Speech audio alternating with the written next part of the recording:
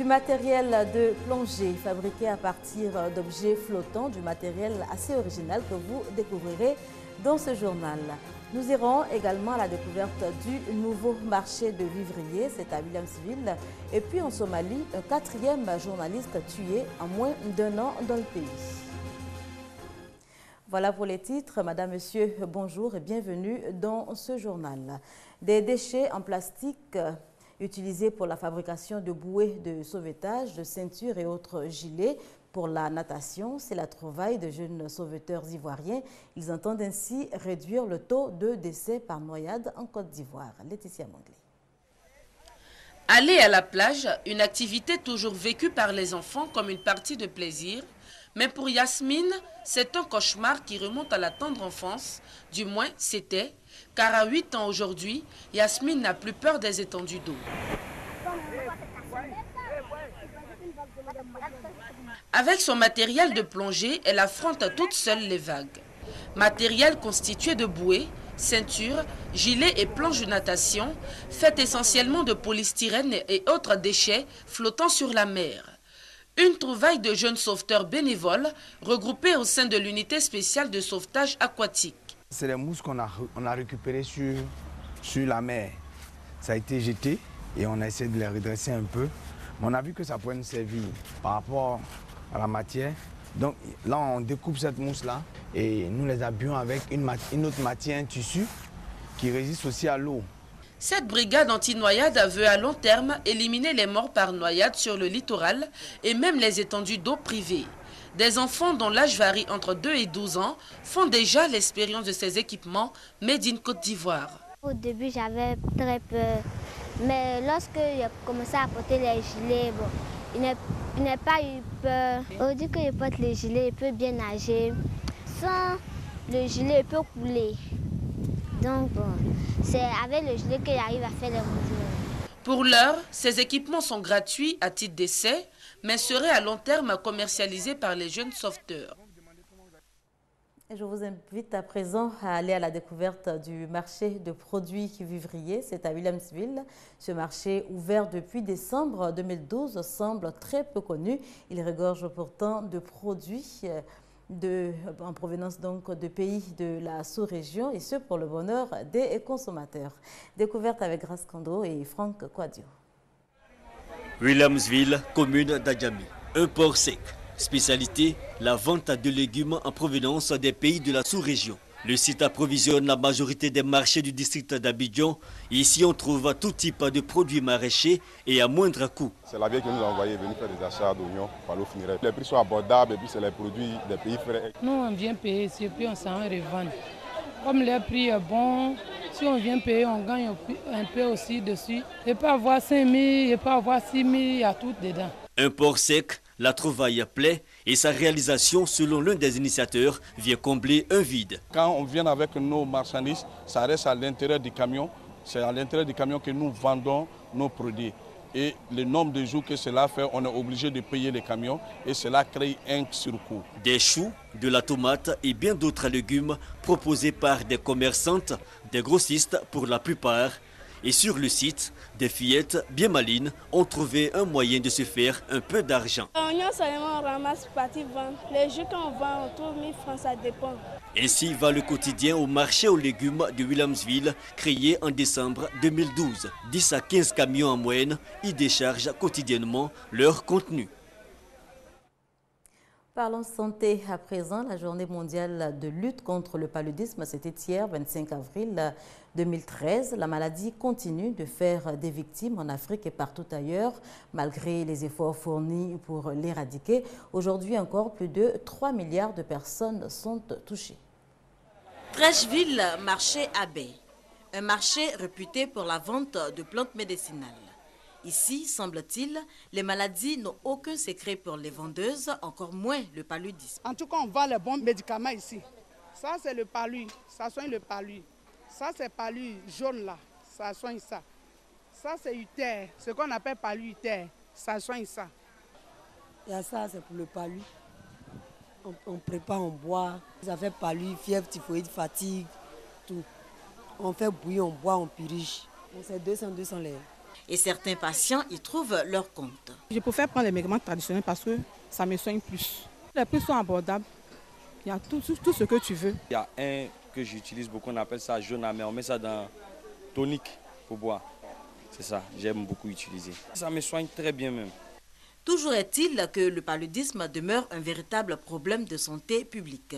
En Côte d'Ivoire, environ 50% des motifs de consultation sont liés à ce fléau qui représente également l'une des principales causes d'absentéisme à l'école. C'est l'un des cas pour lesquels les malades même viennent se faire traiter ici.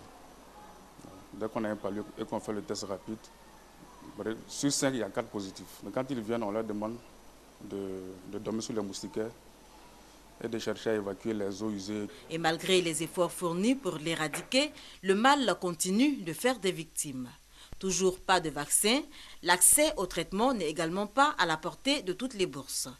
La journée mondiale de lutte contre le paludisme, célébrée ce 25 avril, devrait permettre donc de rappeler la nécessité d'un investissement et d'un engagement politique pour une lutte plus accrue. Médecins cardiologues de Côte d'Ivoire et de la Tunisie, désormais ensemble pour lutter contre les maladies du cœur. Ils sont réunis depuis le 24 avril dernier à l'occasion donc du premier congrès international de cardiologie d'Abidjan. Les détails avec Laetitia Manglé. Maux de tête, troubles de la parole, insuffisance respiratoire, quelques signes avant-coureurs d'une attaque cardiovasculaire. Des symptômes d'un mal mortel, bien souvent ignorés des Ivoiriens.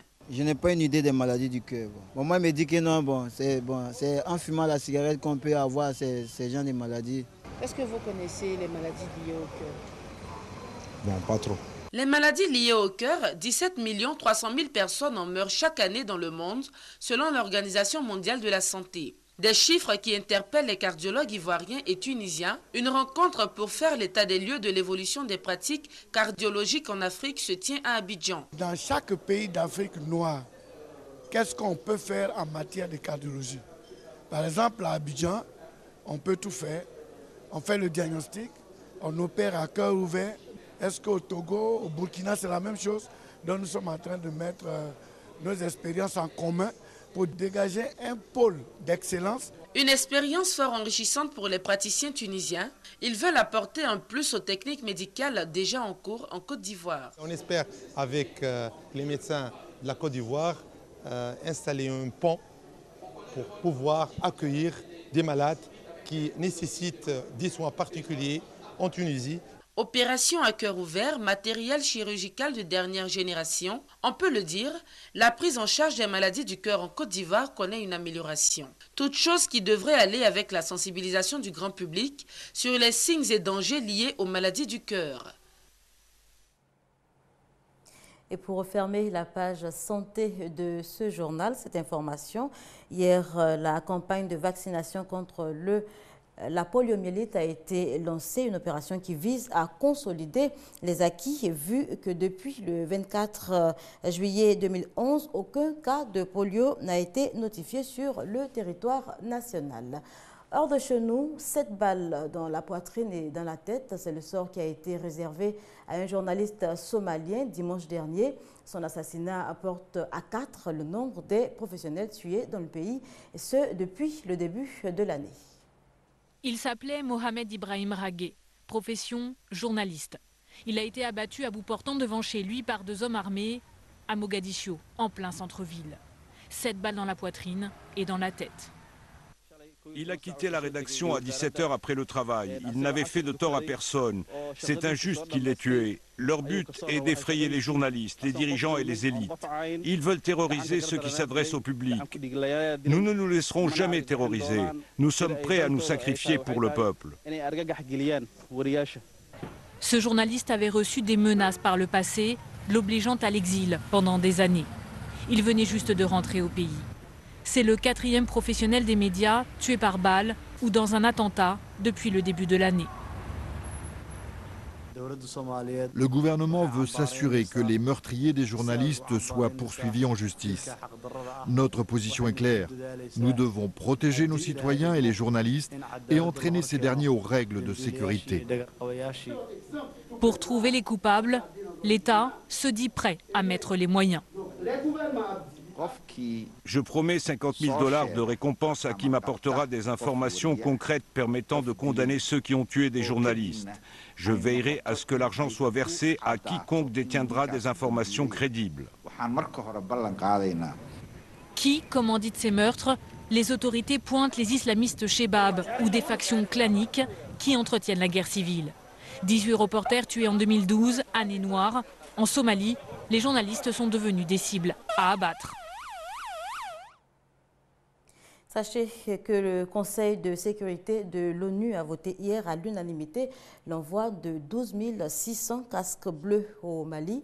Leur mission, protéger les civils, mais également mener des opérations offensives contre les islamistes. Querelle juridique autour du patrimoine de Nelson Mandela. Le conflit oppose deux filles de l'ex-président sud-africain à son avocat historique George Bizos. Les filles accusent l'ami de leur père de vouloir coûte que coûte gérer de force donc les fonds d'investissement qui appartenaient à ce dernier. Voici 3 semaines, la santé de Nelson Mandela inquiétait toute l'Afrique du Sud. Le prix Nobel de la paix, âgé de 94 ans, était hospitalisé une fois de plus.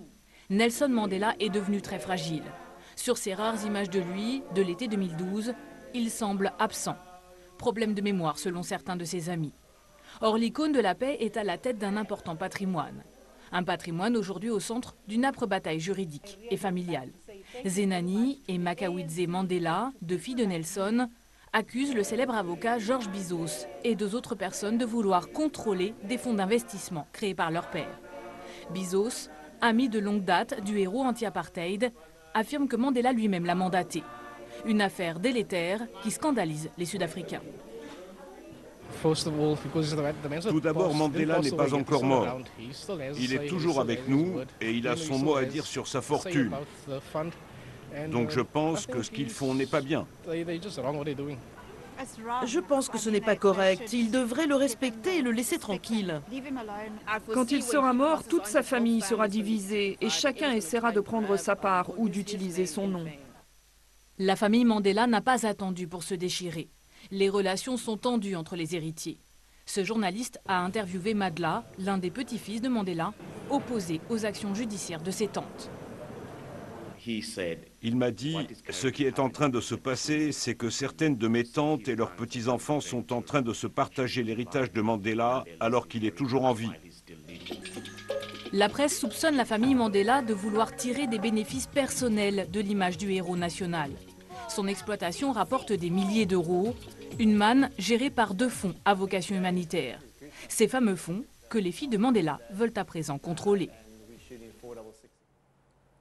Et puis, manifestation de contestation au Bangladesh après l'effondrement d'un immeuble de 8 étages. Au moins 290 personnes ont perdu la vie dans cet accident.